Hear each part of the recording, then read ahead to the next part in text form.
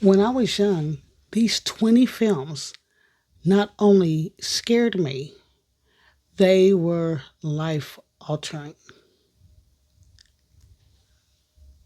Now that spooky season has arrived, I felt this would be the perfect time to start my horror reflection series. In this series, I will, the first part is the films that scared me when I was younger, and that's going to be split up into two parts since I have 20 films and I don't want to make the video super long. So 1 through 10 will be on this first part, and then I'll be uploading part 2 that will have movies from 11 to 20. Then the second episode in this series will cover the films that terrify me now, they disturb me now as an adult. And then in the third part of the series, it's going to be a commentary on what scares us with interviews with family members and friends on the films that scared them when they were younger and if they are still scared of or what scares them now. And I'll be looking at that through a generational lens. So try to look at what was scary to a boomer as opposed to what's scary to my grandson who's a Gen Alpha. So that one, I look forward to putting that one out as well. So I'm going to go ahead and get started on this first part. And this is my horror reflection for the spooky season that's on now and for Halloween that's coming up, which is one of my favorite holidays. Now, the first film on my list, it's not actually a horror film, but when I went to see it at 3 years old during the re-release in the movie theaters, it scared me, it terrified me. And I think other Gen Xers that I've talked to, they said the same thing. But that film was Snow White and the Seven Dwarfs. When they re-released it in a little bit later in the 70s, we went to go see it at the movie theater. And it was the first time I'd ever been to a theater to see a movie. So I was super excited. And I remember sitting on mother's lap and getting prepared to see the movie. And everything went dark. And the scene popped up on the big old screen. I'd never seen anything like that before. And I was mesmerized watching the film. But when it got to the evil queen getting prepared to do her transformation into the witch, you had the thunder and the lightning, and that scared me alone, just the thunder and lightning. I was already afraid of thunder and lightning. So that kind of scared me and had me on edge at that point. And then when she drank the potion and began to transform, that I couldn't even watch it. I turned my head and put my head into my mother's chest because I was too scared to finish watching that scene. And I remember being afraid for Snow White when the queen brought that apple to her. So I was scared and terrified throughout the whole film after that. But that movie, that is the first scene or something that I saw that actually scared me. And I was, like I said, I was about 3 years old when I saw Snow White. Now, when I re-watched the movie, of course, it's not scary, to me now. But as I was watching it, I could see how a 3-year-old me or even a 4 or 5-year-old me would have been afraid at that scene. And so that's why Snow White is on my list. And also, the films on my list are not put in any kind of like best to, what movie I like better or worse. They're put in chronological order in the way that I would have seen the films, or what ages I would have seen the films. Now, the next movie on my list is called Bug. And Bug was about these cockroaches. They were huge. They could fly and they were really big. And there was a earthquake in California that they came out of the ground and they had the ability to catch things on fire. So they would come out and they would fly and they would land on people and they would catch them on fire. And I remember being so incredibly frightened by this movie. Now, it came out in 75. I'm pretty sure I saw it. I was older when I saw it. So it was probably one of those films cause we went to the drive-in. So a lot of times the drive-in will show movies again. So I don't know how old I was when I did see Bug, but I know I was older than 3 years old when I saw it. I may have been about 5. But I remember being so incredibly afraid because I was already afraid of cockroaches because my older cousin told me that they would crawl into your ears and crawl in your nose and your mouth, and that she knew a boy who had one stuck in his ear and they had to surgically remove it. So I was always afraid of cockroaches. And so it gave me very bad dreams. I had nightmares for a long time after watching that movie. And that's why it's on my list, because it was this something that I was already afraid of, and it just terrified me after I watched it.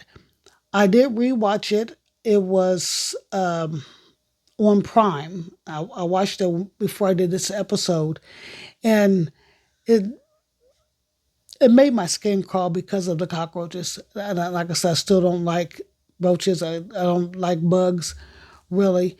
So it still kind of made my skin crawl. But yeah, it's not scary like it was to me when I was younger. The next film on my list is The Omen from 1976. This one, I had the reason why it gave me nightmares of what really scared me mostly with The Omen was the actual deaths. The death of the nanny, the death of the priest when he got impaled, and the death of the photographer when he was beheaded. All those three deaths really bothered me. That's what scared me the most about The Omen. And then just the fact that he was a creepy little kid. So I don't like little scary little kids and demonic little kids. Anything that had to do with the devil was scary to me anyway. But when they said he wasn't a human, that he was born from a jackal, that all those little things, it kind of scared me. And I read the book. So the book was it scared me more than the movie, but the movie was terrifying for me. I did rewatch it. I own it, so I did watch it. And I love the movie. I still enjoy watching it. It wasn't it wasn't scary, but the death scenes are still disturbing. And the fact that in the movie they were showing that the photographer would take pictures and it showed the way the person was going to die. And I just thought about Final Destination as I was watching that, and I said, I could kind of see where some of the older, like these newer movies, take from the older horror films that we grew up with. The next film on my list is The Incredible Melting Man from 1977. Now, a lot of these movies we saw at the Sherwood Twin Drive-In here in Dayton, Ohio. And we tend to go to the drive-in like every weekend. My mother would try to go. We go see a movie, especially a horror film. A lot of times are ones that I picked out that I wanted to see. But The Incredible Melting Man, what I'm not sure if some of you have heard of the movie. Some people have not heard of it, but it was about 3 astronauts that had went to space and they were on a mission to go to Saturn. They got too close to Saturn, and a solar flare happened, and it killed the 2 astronauts, but it left the one astronaut, Steve West, he was burnt and his skin was, I guess, was melting on him. That's why he was called the Incredible Melting Man.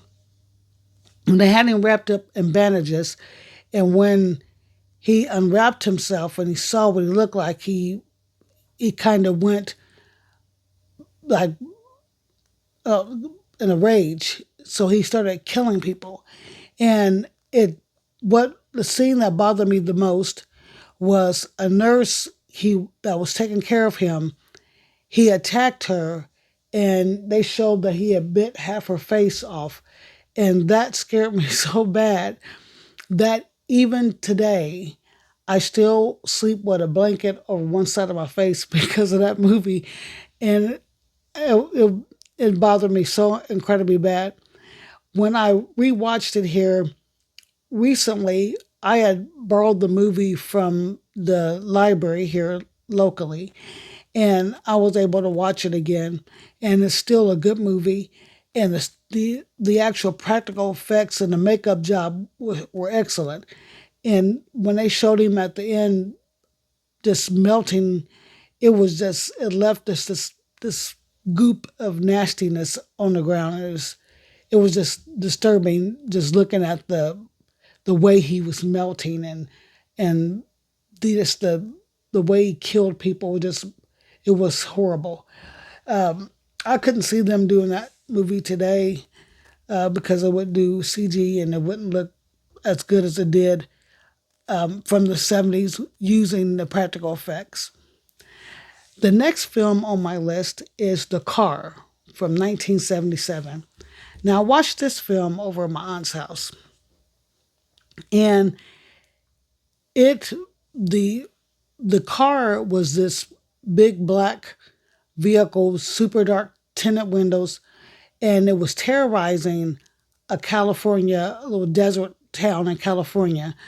James Brolin was playing a sheriff on the film, and this car was just had this horn, this blaring horn that it would blow as it was coming, and you hear the motor, and it's coming. It would just run people over, and they didn't know where this car came from and why it was trying to run people over and what it was and who was in the car.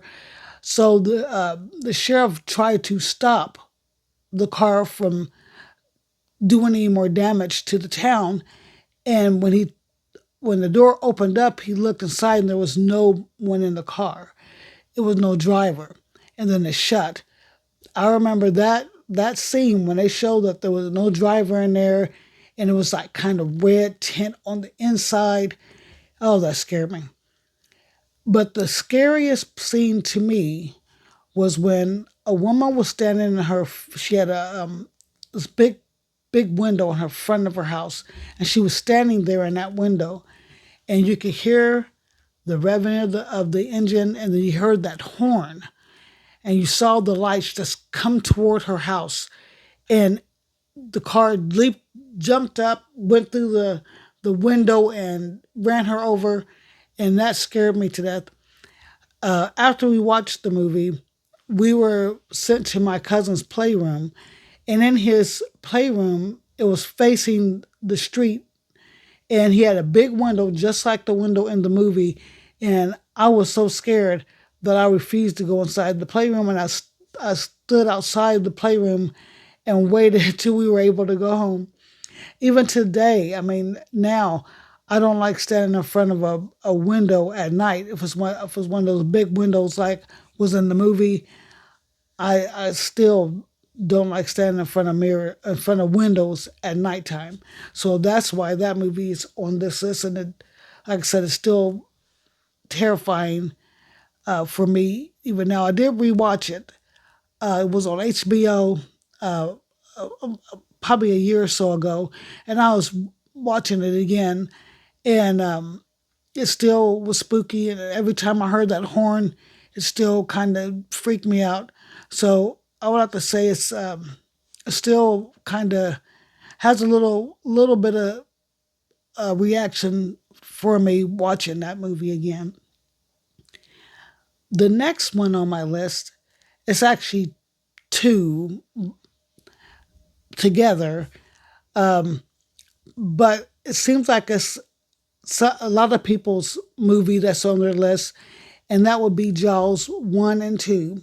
And I did see it in, I do believe it's 78 when Jaws 2 came out. So I saw both of them back to back at the drive-in. And the first one was, it scared me so incredibly bad because you saw that the woman in the very beginning get dragged down into the water, and then all you saw was blood. And you didn't see the shark. You heard the song, the theme that they played before before Jaws would attack. So every time you heard the music, you knew something bad was going to happen. And when I seen the little boy get killed by the shark, and which was, you didn't really see, you wouldn't think that a kid, they would show a kid actually getting killed in the movie, but they did. So that scared me. And I was already kind of afraid of water. Well, going out to the beach. So that just solidified the fear I had. And even now, it's scary to go to a beach. But what I found that was the most frustrating for me was Jaws 2, that they treated Brody so bad. They didn't listen to him. After the first movie, you would think they would have listened to him, but they didn't. So that angered me, and it made me so mad when I was rewatching these movies on the 50th anniversary. It made me want to turn Jaws 2 off. The next film on my list, which is number 7, is The Exorcist from 1978. And it seems like that is one of the number one horror films that a lot of Gen Xers list as their scariest that they've ever seen. And I'm no exception. When I watched The Exorcist, it scared me so incredibly bad that when Repossessed, it was a parody of The Exorcist with Linda Blair playing an older Reagan who had gotten possessed again. That movie gave me nightmares, and it was just a comedy, and that was in the early 90s. So the movie had such an effect on me from an early age that it still caused fear even as I had gotten older, to the point that it took a lot to build up the courage to watch it for this episode. And when I did watch it, I watched it with all the lights on during the day. So I still chickened out. I still didn't watch it in the dark to see how. So I know that it still has an effect on me. And it still makes me, still causes some fear. Is it that scary to me as it was as a kid? The fear is still there. No, it's not nightmare inducing, but it's still some fear as I watch it, some uneasiness as I watch it, because of the fact that you have this child that's possessed and the trauma that her body and that her soul is going through, and then the deaths of the priest, that that cause so much trauma watching that, like I said, it still causes issues for me now. So yeah, The Exorcist, that by far is the main movie that gave me nightmares, and still to this day can send chills. The next films, this is another one where there's two together, and that is Alien and Aliens, 1979 and 1986. I saw both of these at the drive-in as well. But I remember my uncle coming in after watching the first Alien movie, and he was talking about how it was the scariest film he had ever seen, and he was talking about the chest burster scene. And my uncle, to me, is the bravest man I knew. So for him to be scared of a movie, that kind of made me afraid to go see it. So when I did see it, I kept expecting that scene. I already knew because he talked about it. So I kept being on alert for that scene to come. And when that scene came, it really it scared me and was so unnerving watching that. It was horrible. And then the xenomorph, that that creature was so nightmare inducing when you see the creature and the effects and everything, the special effects on Alien and Aliens are magnificent. I mean, they look good. They hold up. When you watch them now, they still hold up compared to other stuff that's out now. Now I do think I liked Aliens a little more than Alien. I think because it had more of the xenomorph and a little bit more action. So I kind of was leaning more to that I like the Aliens movie, but I did rewatch them again because I watched Alien Romulus, and then my little grandson, he watched Alien Romulus, and he liked the aliens, and he loves aliens and xenomorphs and face huggers, and he watched all the older ones after watching Romulus. So I watched both of the aliens again, and I loved them. I still enjoy them. And right now I'm watching the Alien Earth TV show, and it's magnificent. But I want to go ahead and move on to my next film, which is Phantasm from 1979. And I watched that one at the Sherwood Twin Drive-In as well. Phantasm had this tall man who was from another dimension who would take the deceased and turn them into these little dwarfs that worked for him. And he had a ball, this metal ball that had knives that, like these blades that came out and was going to people's heads. And it was so incredibly terrifying. Every time I saw the tall man come on the scene, and he drove this hearse. And I remember after seeing Phantasm, every time I saw a hearse, I got scared. And it was just that you never knew where the tall man was, because the tall man could be anything. He could transform into anything, and you didn't know it was him. So that film scared me and gave me nightmares for a long time. So that's why Phantasm is on this list. And I did rewatch it again to do this episode, and it was not scary to me at all. Now, that's a little cheesy, but I love it. It's still an excellent movie. Still an excellent movie. And the last movie on part one that I'll be going over is the Amityville Horror from 1979. There was a lot of media regarding the movie. The family they would do a lot of interviews on different talk shows, and I would watch these interviews before I saw the movie. I had also read the novel. It was my mother's novel. I'd also read Amityville Horror before I went to see the film as well. So when we did go see it at the drive-in, I already kind of could anticipate the things that were going to happen. But seeing it on screen, being acted out, was a totally different story, because it put it more in a tangible way for me to see it. And I remember being so scared and so scared to go to sleep after watching that, because I was afraid of ghost and supernatural events anyway. I was already scared of that.